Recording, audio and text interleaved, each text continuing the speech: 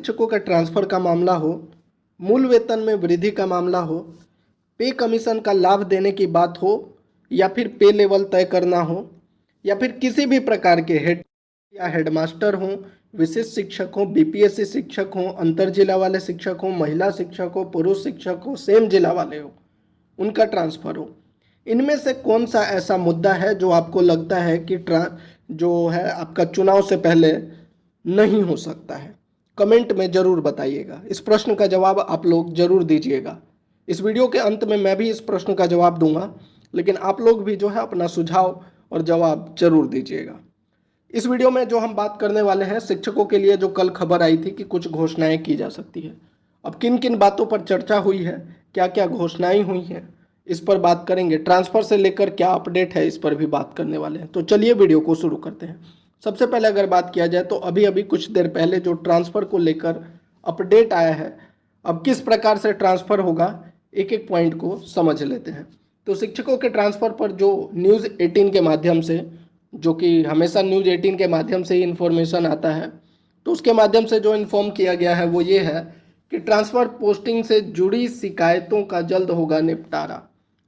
अब इसमें क्या कहा जा रहा है कि शिक्षा विभाग के एसीएस एस सिद्धार्थ ने सभी डीएम और डीईओ को लिखा है पत्र।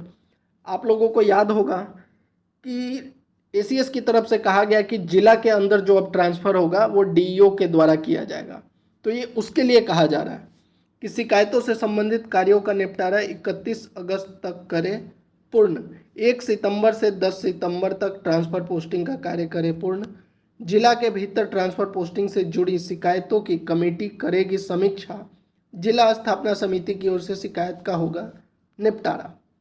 यानी जो एक ही जिला के अंदर है, जिला के अंदर शिक्षकों का ट्रांसफ़र का जो भी है वो अब डीईओ को कहा गया है कि इन शिकायतों का निवारण किया जाए। इसके अलावा अंतर जिला स्थानांतरण का आदेश निदेशक प्राथमिक शिक्षा करेंगे। प्राथमिक शिक्षा निदेशक को जो एक जिला से दूसरे जिला में ट्रांसफ़र चाहते हैं उनको कहा गया है कि आप जो है उस पर फैसला प्राथमिक शिक्षा निदेशक को लेना है। शिकायतों के निष्पादन के लिए सूची तैयार कर जिला स्थापना समिति अनुशंसा भेजेगी। विभाग पहले से भेजी गई शिकायत के अलावा फिर से बचे कर्मी कर सकेंगे शिकायत दर्ज। शिक्षक, हेडमास्टर, हेड टीचर भी इस शिक्षा कोष के माध्यम से कर सकेंगे शिकायत दर्ज। यानी पहले जिन्होंने ट्रांसफ़र के लिए अप्लाई किया था वो तो हैं ही, इसके अलावा जो हेड टीचर हैं, नए शिक्षक हैं, हेडमास्टर हैं, इन लोगों को भी इस शिक्षा कोष के माध्यम से जो है शिकायत दर्ज करने का अवसर दिया जाएगा। दूरी या स्कूल से संतुष्ट नहीं होने पर कर सकेंगे शिकायत। अब जो ये कहा जा रहा है कि पहले अब शिक्षकों को जो है अपनी जो भी समस्या है वह ई शिक्षा कोष ऐप के माध्यम से रखना है। उसके बाद जो समिति है, कमेटी है, उसके द्वारा इस पर विचार किया जाएगा, अनुशंसा भेजी जाएगी। फिर जो है इस पर जो है जिला या फिर जो अंतर जिला के लिए जो प्राथमिक शिक्षा निदेशक हैं उनके द्वारा ट्रांसफ़र का काम होगा। और ये कब तक, अब जो एक नया डेट, अभी आज कितना 5 अगस्त हो गया, 1 सितंबर से 10 सितंबर तक। अब यहाँ पर सोचने वाली बात है, शिक्षक 2 डेट को लेकर इंतजार कर रहे हैं। एक 15 अगस्त, शिक्षकों को उम्मीद है कि 15 अगस्त तक कुछ अच्छी घोषणाएं मिल सकती हैं, और दूसरा है 5 सितंबर शिक्षक दिवस। लेकिन डेट क्या निर्धारित किया गया है, 1 से 10, ताकि ये दोनों डेट जो है 15 अगस्त वाला और 5 सितंबर दोनों निकल जाए। तो खैर ये तो है आपके ट्रांसफ़र को लेकर अपडेट। अब जो कल अपडेट आई थी घोषणा को लेकर, तो मैंने क्लियरली कहा था कि पे कमीशन से नीचे कोई भी घोषणा जो है शिक्षकों को मंजूर नहीं होगी, क्योंकि इसके लिए ऑलरेडी ट्विटर कैंपेन वगैरह और जितने भी शिक्षक नेता भी हैं कुछ, वो जाकर मिल भी रहे हैं। अब जो घोषणा की गई है वो क्या, सबसे पहले जो है कल घोषणा की गई डोमिसाइल को लेकर, बिहार में डोमिसाइल को लेकर घोषणा की गई। इसके अलावा आज जो है ये ट्रांसफ़र को लेकर अपडेट आया है, और जो बातें चल रही हैं वो है सेवा निरंतरता को लेकर विशिष्ट शिक्षकों को। अब जो मैंने यहाँ पर आपसे प्रश्न पूछा था उसका जवाब दे देता हूँ। चाहे शिक्षकों का ट्रांसफ़र हो, मूल वेतन में वृद्धि हो, पे कमीशन हो, हेड टीचर हेडमास्टर का मूल वेतन हो, या फिर ट्रांसफ़र, ये सब जो है इलेक्शन से पहले संभव है। क्यों, आप खुद सोचिए। बीपीएससी टीआरई 1, 2, 3 इनकी जब नियुक्ति हुई, आंदोलन हुआ डोमिसाइल को लेकर, सरकार खुद सदन में खड़े होकर कह रही थी कि हम बिहार में डोमिसाइल लागू कर ही नहीं सकते और ना ही कभी करेंगे। आज वो खुद TRE 4 के लिए जो है डोमिसाइल की घोषणा कर रहे हैं। क्यों कर रहे हैं? क्यों कर रहे हैं? क्योंकि ये चुनावी वर्ष है।